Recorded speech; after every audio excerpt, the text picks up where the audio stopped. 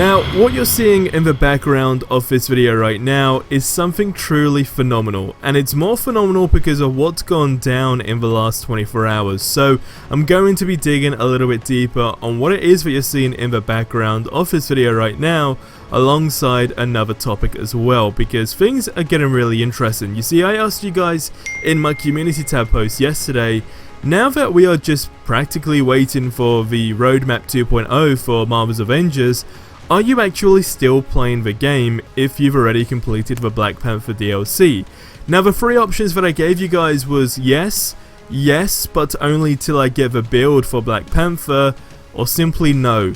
Now, at the time of recording this video, we've got around 8,000 votes. 62% of you guys said yes, 17% of you said yes, but only until you get the build for Black Panther that you want, and 21% of you guys said no. Now, I want you to let me know in the comment section below the answer to that. Are you actually still playing Marvels Avengers?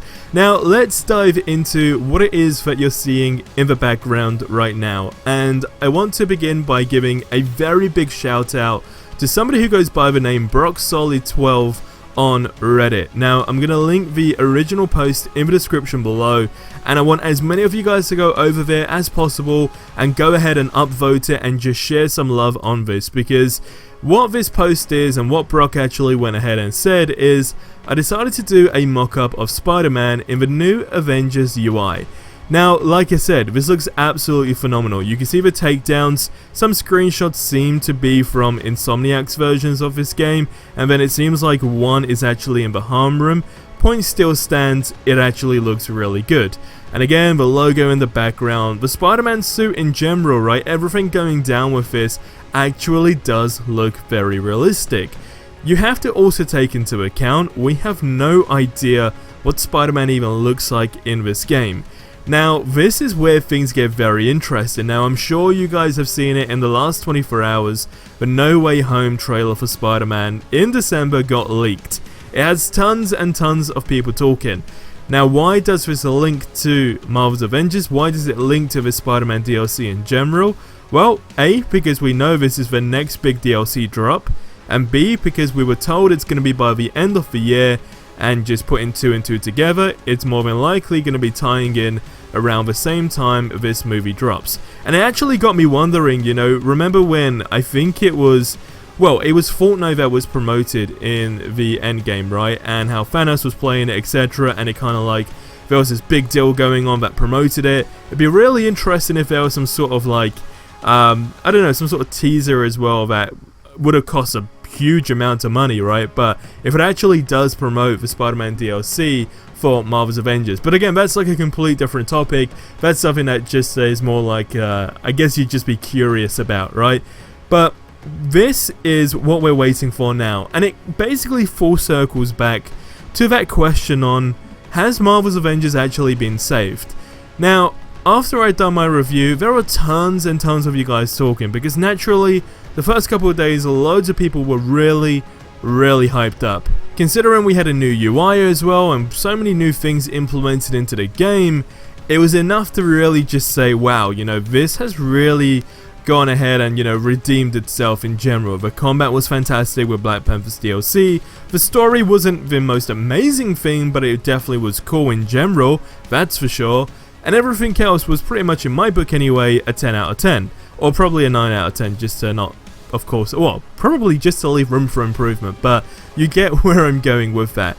Now, I saw a post that basically had loads of people talking about this. So now that War for Wakanda has been out for a week, did it save Marvel's Avengers? And I see a comment that I feel a lot of people could relate to, because it basically sticks to what I said, where it's like, if nothing really gets followed up after this point, it almost becomes irrelevant.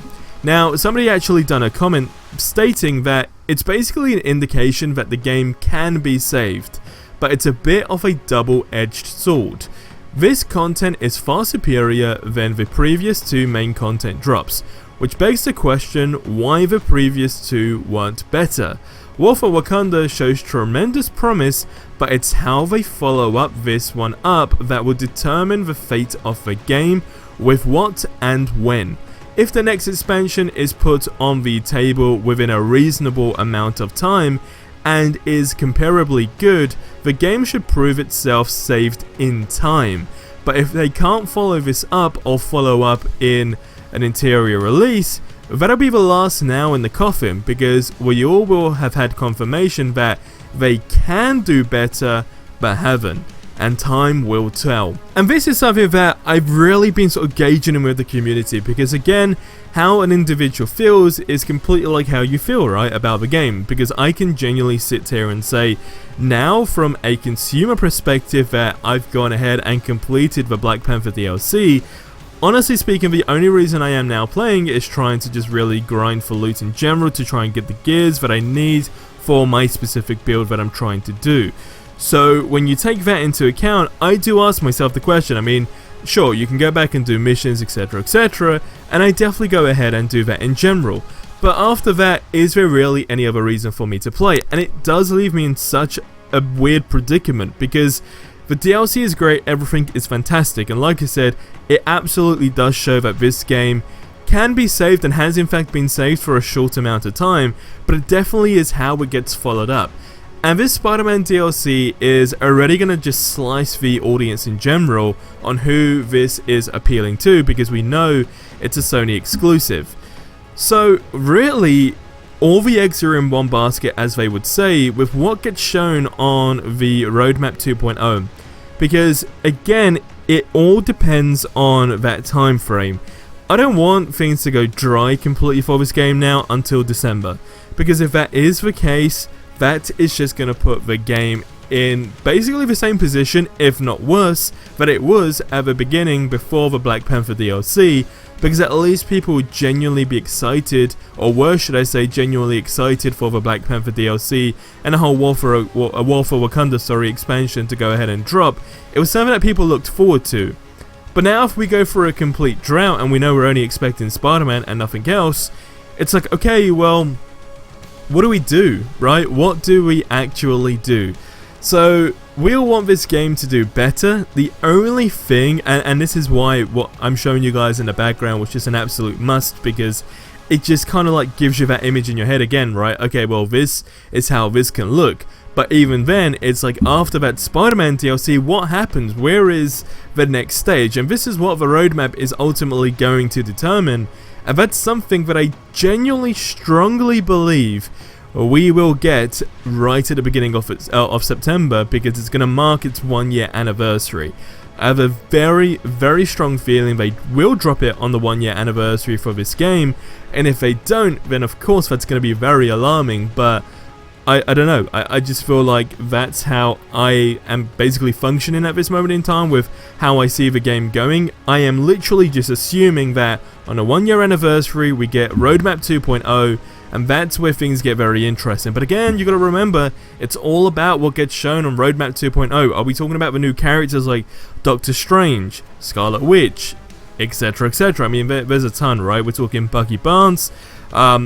I mean, literally, the list can go on. There are so many characters that can be added into this game and have actually been teased, if not were quote-unquote leaked, right, by the one and only Miller in the community a long while ago. So it's like we know these things are there, it's just when and what will come with that. But guys, I want you to leave your thoughts on A, what you're seeing in the background of this video, and B, what your overall conclusion is on whether or not you think the game has been revived. Has it been revived for a month? Has it been revived for a long time? Or are we now basically just running out of that hype again until we get another DLC? Guys, I'll see you in the next one. Until then, have yourselves a ridiculously amazing day. And until the next one, adios amigos.